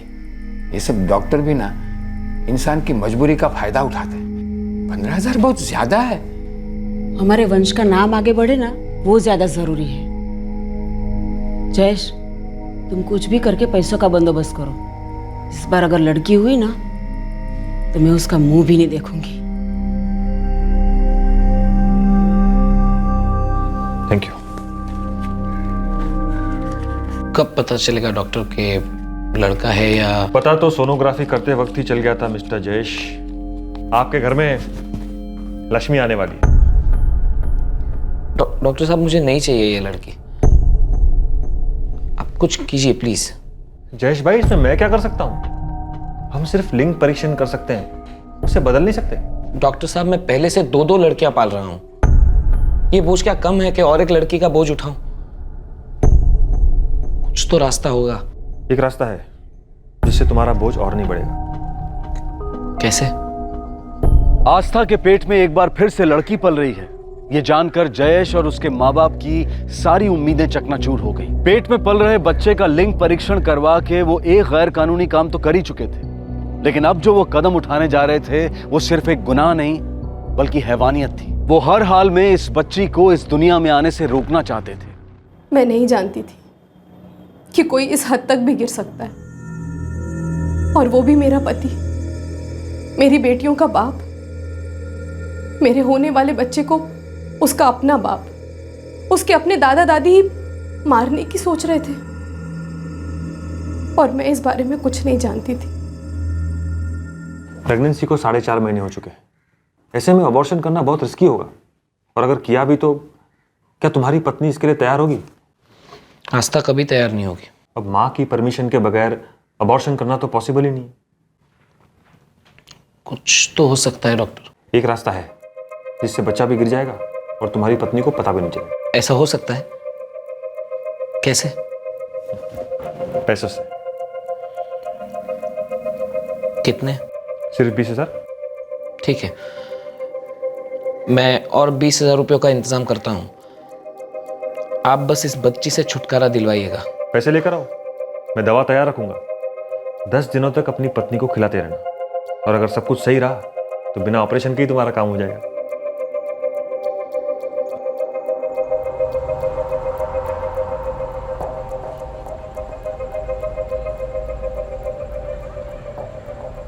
वाह,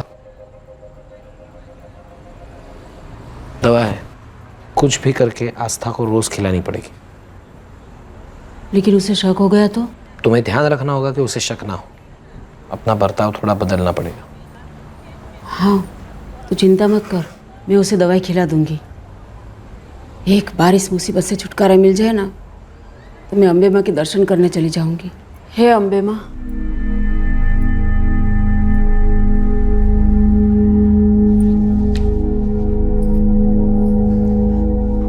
अरे अरे अरे बेटा, आटલું બધું वजन नहीं उपाड़। तुम्हारे और बच्चे के लिए अच्छा नहीं है। तुम्हारा ध्यान रखो तुम, हम है ना काम करने के लिए।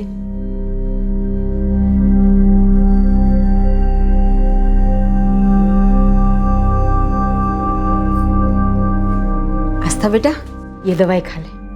पर बाप, दवाई तो मैंने ले ली। ये खास दवाई है। वो जो मेरी सहेली है ना उषा, उसकी पहचान वाला डॉक्टर अमेरिका से डिग्री लेके आया है। उसकी बहू को डिलीवरी के वक्त यही दवाई खिलाई थी, और तुमको पता है उसकी बहू को 4 किलो का लड़का हुआ। तू भी चाहती है ना तेरा बच्चा तंदुरुस्त हो? हाँ, तो ले ये दवाई खा ले।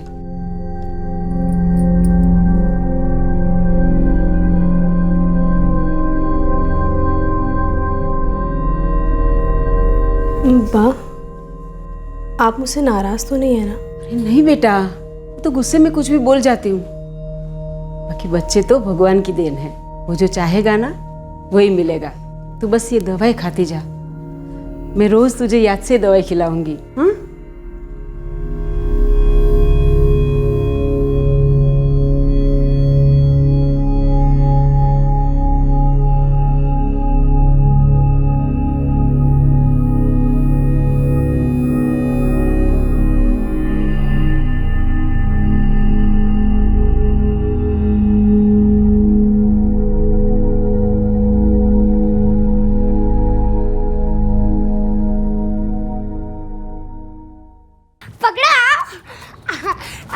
ध्यान से। आओ पकड़ो, आओ आओ। जयेश दिख रहा, 2 हफ्तों से रोज दवाई दे रही हूँ, लेकिन लगता नहीं कुछ असर हो रहा है। मुझे तो ऐसा लग रहा है पेट थोड़ा और बढ़ गया है। ये डॉक्टर मिस्त्री ने हमसे पैसा लेके हमें उल्लू तो नहीं बनाया ना? मैं पूछता हूँ डॉक्टर से जाके। तो एक काम कर, दूसरी डॉक्टर के पास ले जा बहू को चेकअप के लिए। अगर अभी भी उसके पेट में बच्चा बढ़ रहा है तो समझ ले कि तेरी बा का शक सही है। डॉक्टर मिस्री ने हमें उल्लू ही बनाया है।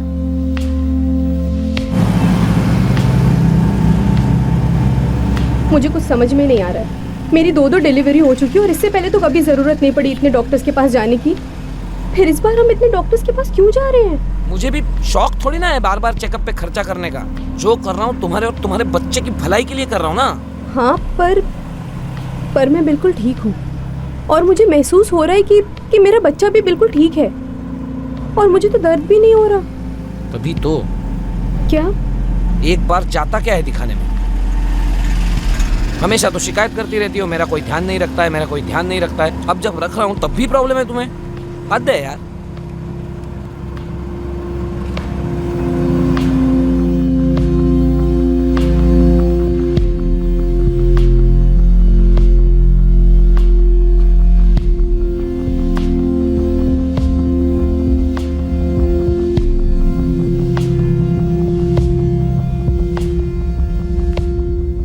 बच्चा बिल्कुल ठीक है। इट्स अ हेल्दी चाइल्ड, डरने की कोई ज़रूरत नहीं है।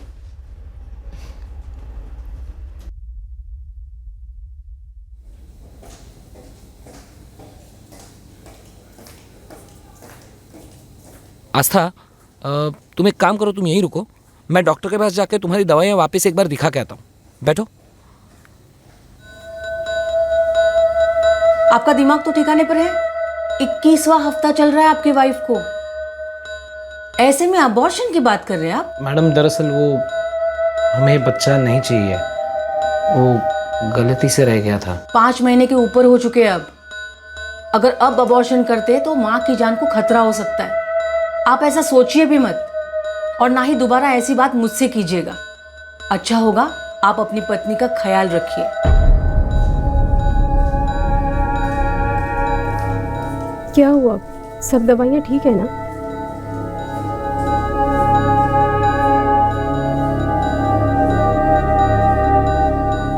ये कौन सी दवाई दी थी आपने? बच्ची तो बढ़ते ही जा रही है। क्या फायदा हुआ आपको इतने पैसे देने का? मेरा इरादा सिर्फ तुम्हारी मदद करने का था। अब दवाई असर नहीं कर रही है तो उसमें मैं क्या कर सकता हूँ? आप बताइए डॉक्टर साहब, मैं क्या करूँ? मुझे नहीं चाहिए ये लड़की। अब कोई चारा नहीं है, ना दवा असर कर रही है ना अबॉर्शन हो सकता है। कुछ नहीं हो सकता अब।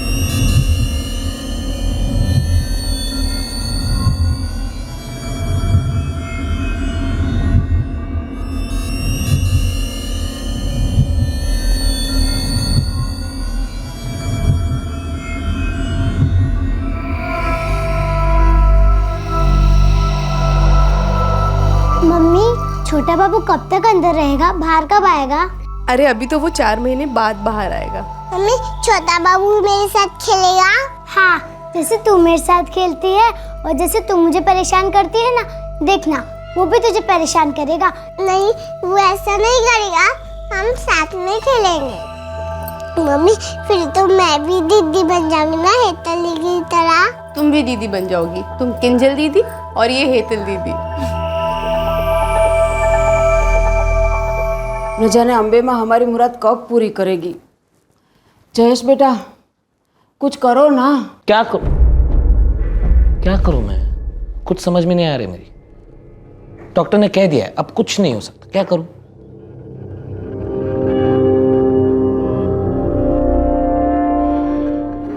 कहते हैं कि जिंदगी देना उसके हाथ में। इंसान चाहे कितनी भी कोशिश कर ले, होता वही है जो ऊपर वाले की मर्जी होती। लेकिन कुछ इंसानों में इंसानियत छोड़कर हैवानियत अपनाने की क्षमता होती है। वो ये भूल जाते हैं कि उनके घिनौने अपराध की कीमत उन्हें चुकानी ही पड़ती है। ऐसा क्या हो जाता है कि इंसान के अंदर कि वो किसी दूसरे इंसान की जान लेने को तैयार हो जाता है? किसी को मार कर क्या कभी कुछ हासिल हो सकता है? देखो, मुझे भी बुरा लगा कि उस दिन मैं तुम्हारी हेल्प नहीं कर पाया। उस दिन के बाद मैंने बहुत सोचा मुझे सिर्फ एक ही सॉल्यूशन नजर आ रहा है। क्या? ऑपरेशन करना होगा। ये ऑपरेशन काफी कॉम्प्लिकेटेड होगा। कीजिए ना। देखो, ऑपरेशन काफी रिस्की है, इसलिए पैसे भी ज्यादा लगेंगे। कितने? 35,000। 35,000? जयेश, ज्यादा सोच मत, दे दे। कहां से लाऊं? पिछली बार एफडी तोड़वा के दिए पैसे, अब कहां से लाऊं? जब दहेज देने की बात आएगी ना तो कमर टूट जाएगी। इससे अच्छा है अभी किसी से उधार ले ले। लाखों का कर्जा लेने से अच्छा है ना हजारों की उधारी ले ले। ये सही कह रहे जयेश, इस मौके को हाथ से जाने मत दे। बस अम्बे माँ इस मुसीबत से छुटकारा दिला दे।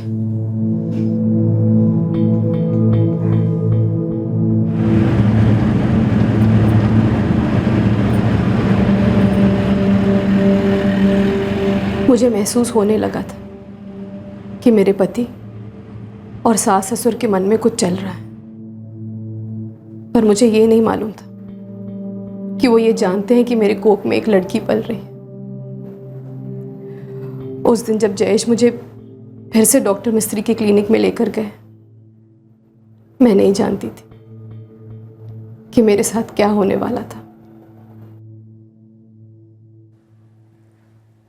डॉक्टर, ये इंजेक्शन किस लिए? कुछ नहीं, विटामिन का इंजेक्शन है। लेकिन विटामिन के लिए तो मैं दवाइयाँ ले रही हूँ, और इसके पहले की 2 प्रेगनेंसी में भी इन महीनों में मैंने कभी कोई इंजेक्शन नहीं लिया। फिर तब की बात और थी, तब आपकी उम्र भी तो कम थी। आफ्टर 30 कुछ चेंजेस आते हैं बॉडी में, तभी एक्स्ट्रा विटामिन की जरूरत पड़ती है।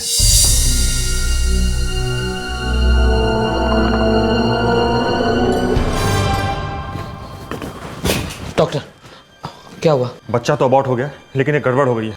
अब क्या हुआ? आस्था की ब्लीडिंग नहीं रुक रही है, खून काफी बह रहा है। तो कुछ कीजिए डॉक्टर, रोकिए उसकी ब्लीडिंग को। अब ये केस मेरे बस का रहा नहीं, उसे अभी के अभी दूसरे हॉस्पिटल में शिफ्ट करना होगा। आप कैसी बातें कर रहे हैं डॉक्टर? इस हालत में कहां लेके जाऊं मैं उसे? और दूसरे अस्पताल में, मतलब बच्चे की बात का भी तो पता चलेगा सबको। ऐसा कुछ नहीं होगा, तुम बस उसे किसी दूसरे हॉस्पिटल में ले जाओ, मैं एम्बुलेंस बुला कर लाता हूँ। वहां जाकर सिर्फ इतना ही कहना कि मिस कैरेज हुआ था और ऑपरेशन करने के लिए एडमिट किया था। डॉक्टर,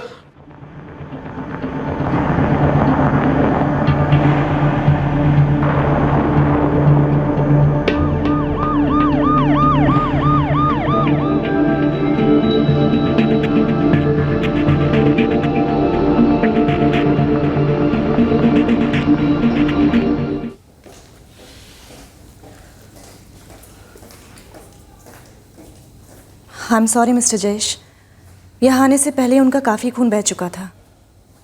हम आपकी वाइफ को नहीं बचा पाए हैं।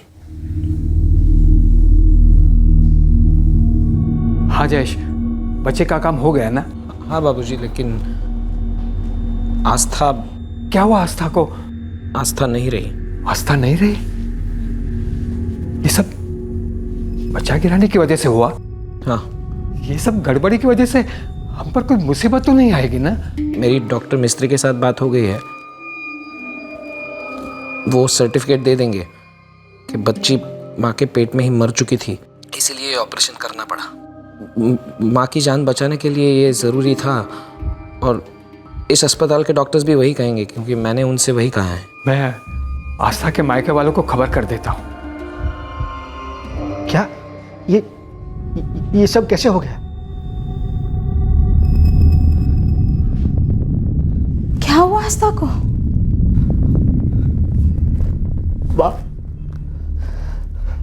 आस्था नहीं रही। वो कह रहे थे बच्चा पेट में ही मर गया, इसलिए ऑपरेशन करना पड़ा। और ऑपरेशन के दौरान ऐसा कैसे हो सकता है अंकित? मेरी रोज बातें होती थी फोन पर आस्था से। उसने तो कहा था वो बिल्कुल ठीक है, उसके सारे रिपोर्ट भी नॉर्मल थे। फिर ऐसा कोई ऑपरेशन करना था तो हमें फोन क्यों नहीं किया? हम भी पहुंच जाते हॉस्पिटल, लेकिन आस्था तो इस बात से परेशान थी कि उसके सारे रिपोर्ट नॉर्मल होने के बावजूद भी जयेश कुमार उसे बार बार अलग अलग डॉक्टर के पास लेके जाते थे चेकअप के लिए। कहीं ऐसा तो नहीं कि वो लोग नहीं आस्था को, वह आस्था का डर शायद सही साबित हुआ है। शायद उन्हें पता चल गया था कि उसे लड़की होने वाली है, इसीलिए वो लोग ने बच्चे के साथ आस्था को। औपचारिक प्रक्रिया पूरी करने के लिए हॉस्पिटल के अधिकारियों ने आस्था की मौत के बारे में लोकल पुलिस को सूचित कर दिया। पुलिस ने भी अपनी रूटीन कार्रवाई करते हुए संबंधित डॉक्टर्स के स्टेटमेंट्स लिए। ये रही आस्था की रिपोर्ट। उसे डॉक्टर मिस्त्री के क्लिनिक से इमरजेंसी में यहाँ लाया गया था। डॉक्टर मिस्त्री ने हमें इन्फॉर्म कर दिया था कि it was a case of miscarriage, तो उन्हें तुरंत ही ऑपरेशन करना पड़ा। बट ऑपरेशन के दौरान आस्था की ब्लीडिंग रुक ही नहीं रही थी। फिर उसे यहाँ लाया गया, बट बहुत देर हो चुकी थी, हम ज़्यादा कुछ कर नहीं पाए उसे बचाने के लिए। Thank you doctor. मम्मी को क्या हुआ पापा? मम्मी छोटा बाबू लेकर घर आने वाली थी ना। उसे मार डाला गया है और उसके पेट में पल रहे बच्चे को भी। देखो अंकित, हमारी डॉक्टर विनीता से बात हुई। उनका कहना है कि आस्था जी का मिसकैरेज हुआ था। बच्चा निकालते वक्त उन्हें एक्सेस ब्लीडिंग हुई, जिसके कारण उनकी डेथ हो गई। हॉस्पिटल से जो हमें रिपोर्ट्स मिली है वो भी यही कहती हैं। सर, पिछले 2 महीनों में कई रिपोर्ट्स निकलवाई गई थी अलग अलग डॉक्टर से, सभी नॉर्मल थी। पिछली दोनों डिलीवरीज में भी आस्था को कोई कॉम्प्लिकेशंस नहीं हुए थे। फिर भी इस बार उसे अलग अलग डॉक्टर के पास ले जाकर चेकअप करवाया जाता था, उसकी मर्जी के खिलाफ। ऐसा तुम्हारी बहन ने तुमसे कहा? जी सर, लेकिन गलती हमारी थी। हमने ही उसकी बातों पर ध्यान नहीं दिया। लेकिन सर, आस्था का कहना था कि उसके ससुराल वाले नहीं चाहते थे कि इस बार भी उसे फिर से लड़की हो। इस बात से भी वो बहुत परेशान थी। मुझे लगता है जरूर उन लोग को इस बात का पता चल गया होगा कि इस बार भी उसे लड़की होने वाली है, इसीलिए वो डॉक्टर के पास जाकर ये सब चेकअप करवाते थे। अंकित, हमारी डॉक्टर मिस्त्री से भी बात हुई जिन्होंने आस्था जी का ऑपरेशन किया था, लेकिन उनका तो कुछ और ही कहना है। बच्चा कोख में ही मर चुका था इंस्पेक्टर, और प्रेगनेंसी को 21 हफ्ते हो चुके थे। ऐसे में अबॉर्शन का तो सवाल ही नहीं उठता था। माँ को बचाने के लिए बच्चे को कोख से निकालना जरूरी था। हमारे पास कोई ऑप्शन ही नहीं था। मुझे अफसोस है कि मैं उनको बचा नहीं सका। डॉक्टर विनीता ने भी हमें यही बताया कि बच्चा निकालते वक्त आस्था जी का गर्भाशय फट गया था, जिसकी वजह से एक्सेस ब्लीडिंग हुई और उनकी मौत हो गई। सर, मैंने कहा आपसे कि सभी रिपोर्ट्स नॉर्मल थे, लेकिन अलग अलग टेस्ट करवाते थे वो। आस्था को जरा भी तकलीफ नहीं थी, और एक दिन अचानक यूं ऑपरेशन करवा दिया बिना किसी को बताए। सर, ये जयेश और उसके परिवार की साजिश थी, मेरी बहन और उसके बच्चे को मारने की। ये मैं यकीन के साथ कह सकता हूं। परमार, डॉक्टर्स की रिपोर्ट से तो यही नजर आता है कि एक्सीडेंटल डेथ का केस है, लेकिन भाई कहता है कि साजिश है। बेटे की चाहत में हुआ ये सब। वैसे सर, 2 नॉर्मल डिलीवरीज के बाद भी आस्था को प्रेगनेंसी के वक्त अलग अलग डॉक्टर्स के पास चेकअप के लिए लेकर जाना, ऊपर से खुद आस्था का अपने भाई से इस बात को कहना कि उस पर बेटे के लिए दबाव था, शक तो पैदा करता है। और जिसे मिसकैरेज कहा जा रहा है, आखिर कोख में थी तो बेटी ही। तहकीकात तो बनती है परमार। वैसे भी बेटे की चाहत में बेटियों को बलि चढ़ाना हमारे देश में कोई नई बात नहीं है। मैं एक काम करता हूं सर, मैं जयेश की फैमिली की डिटेल्स निकालता हूं और जिन जिन डॉक्टर्स के पास उसको चेकअप के लिए लेकर गए थे उनसे भी बात करता हूं। अगर ऐसा कुछ भी है तो सामने जरूर आएगा। अगर आस्था और उसकी बेटी किसी की पिछड़ी सोच की बलि चढ़ी है तो उन्हें इंसाफ दिलाना हमारी जिम्मेदारी है। परमार सर, डिटेल्स निकालना शुरू करो। सर,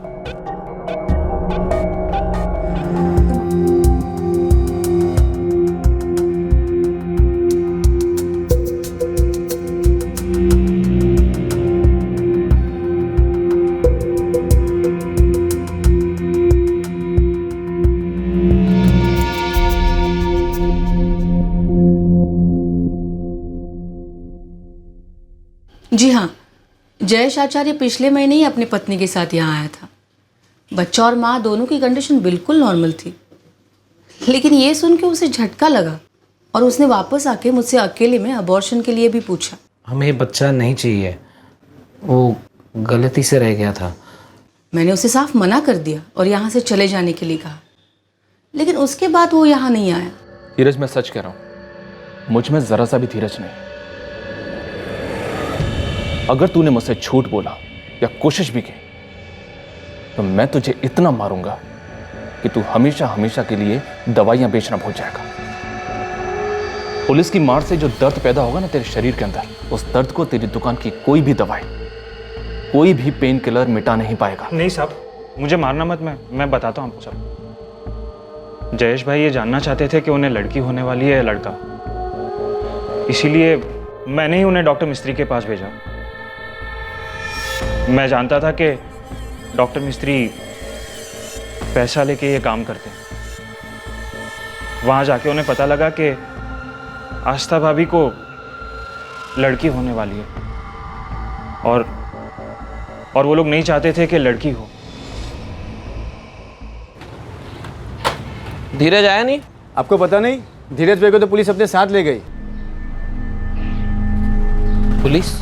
हाँ, और कुछ बताया भी नहीं कि क्यों ले जा रही है। बापूजी, पुलिस धीरज तक पहुंच गई है, पक्का हम तक भी पहुंचेगी। लेकिन पुलिस को हम पर शक हुआ कैसे? ये सब अंकित और उसकी माँ का किया धरा है। अब क्या करें?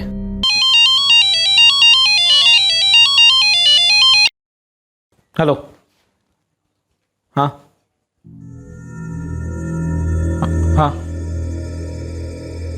ठीक है, हम पहुंचते। कौन था? पुलिस स्टेशन बुलाया हम सबको। क्या हुआ पापा? कुछ नहीं बेटा, तुम लोग अंदर जाओ, खेलो, मैं आता हूँ। हाँ? एक काम कर बेटा, तुम अकेले ही चले जाओ। वो लोग कुछ भी बोले ना तो अपनी बात पे अड़े रहना और कहना मैंने कुछ नहीं किया है। हाँ, सही कह रहे तेरी बा। अगर हम तीनों जाएंगे तो तीनों फंसेंगे, एक दूसरे की मदद भी नहीं कर पाएंगे। झूठ है ये सब। लगता है अंकित को अपनी बहन की मौत का सदमा लगा है, इसीलिए ये सब बकवास बातें फैला रहा है वो। सदमा तो अब तुझे लगेगा जयेश, क्योंकि तेरी एक घटिया सोच अब सबको पता चल चुकी है। डॉक्टर पूजा, जिनसे तूने यह जानना चाहा कि आस्था की कोख में लड़का है या लड़की। डॉक्टर लता, जिससे तूने बच्ची को ऑपरेट करवाने की बात की। कुछ याद आया? मैं अपने तरीके से याद दिलवाऊं। जब तेरी इन दोनों जगह बात नहीं बनी तो तूने अपने दोस्त धीरज से मदद मांगी, जिसकी सोच भी तेरी ही तरह गिरी हुई है। तब उसने तुझे डॉक्टर मिस्त्री के बारे में बताया। तूने धीरज से पैसे उधार लिए अबॉर्शन करवाने के लिए। जिस दुकान पर तू काम करता है उस दुकान के मालिक से तूने एडवांस में सैलरी उठाई ऑपरेशन कराने के लिए। उन पैसों से तूने अपनी बीवी, अपनी बेटी को मरवाया, कत्ल करवाया उनका। मैं भी यही चाहता हूं जयेश कि तू इतनी आसानी से अपना जुर्म कबूल ना करे, क्योंकि तभी तो मुझे मौका मिलेगा तेरे जैसे जलील आदमी की चमड़ी उधेड़कर सच निकलवाने का। अंकल, पापा के जाने के कुछ देर बाद दादी दादा भी चले गए। मैंने पूछा पर उन्होंने बताया नहीं।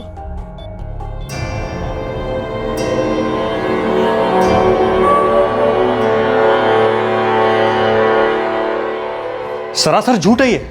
कोई मेरी इमेज खराब करने की कोशिश कर रहा है। ये बोर्ड भी लगाया है हमने, देखिए।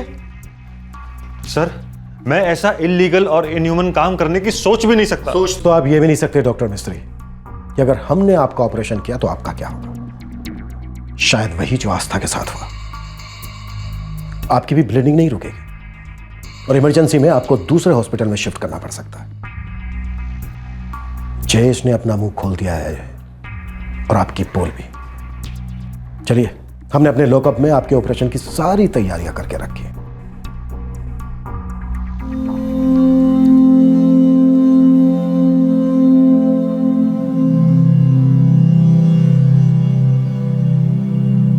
सॉरी इधर बेटा, तुम्हारी मम्मी की बात मुझे पहले ही सुन लेनी चाहिए थी।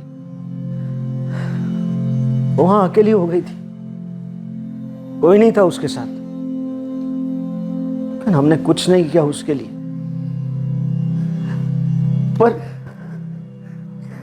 पर तुम दोनों को मैं अकेला नहीं छोड़ूंगा। तुम्हारी मम्मी ने तुम्हारे लिए जो भी जिंदगी सोची है वो देने की पूरी कोशिश करूंगा। कोई कमी नहीं आने दूंगा।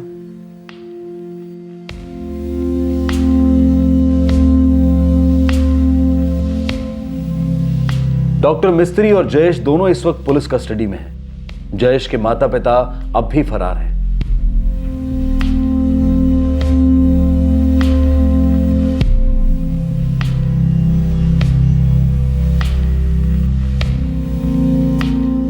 डॉक्टर मिस्त्री जिस मैटरनिटी होम में काम करते थे उसका रजिस्ट्रेशन कैंसिल करने की प्रक्रिया शुरू कर दी गई है। जल्द ही हॉस्पिटल सील कर दिया जाएगा। डॉक्टर मिस्त्री के स्टेटमेंट के मुताबिक हॉस्पिटल के 2 डायरेक्टर्स भी इन गैर कानूनी गतिविधियों में शामिल थे और उसमें साथ दे रहे थे। हालांकि वो दोनों डायरेक्टर्स भी इस वक्त फरार हैं। जयेश, उसके माता पिता, डॉक्टर मिस्त्री और हॉस्पिटल के संचालक, इन सभी आरोपियों पर आईपीसी की धारा 114 के तहत अपराध को बढ़ावा देने के लिए, धारा 120B के तहत आपराधिक षड्यंत्र के लिए, धारा 304 के तहत गैर इरादतन हत्या के लिए, धारा 313 के तहत बिना महिला की इजाजत के उसका गर्भपात करवाने के लिए, धारा 314 के तहत गर्भपात के प्रयास के दौरान हुई हत्या के लिए और PNDT prenatal diagnostic techniques act of 1994 की धारा 22 के तहत लिंग परीक्षण तकनीक का गलत इस्तेमाल करने के लिए बुक किया गया है। सभी फरार आरोपियों को वांटेड घोषित किया गया है। आस्था की जान बच सकती थी और उसकी कोख में पल रही बच्ची की भी,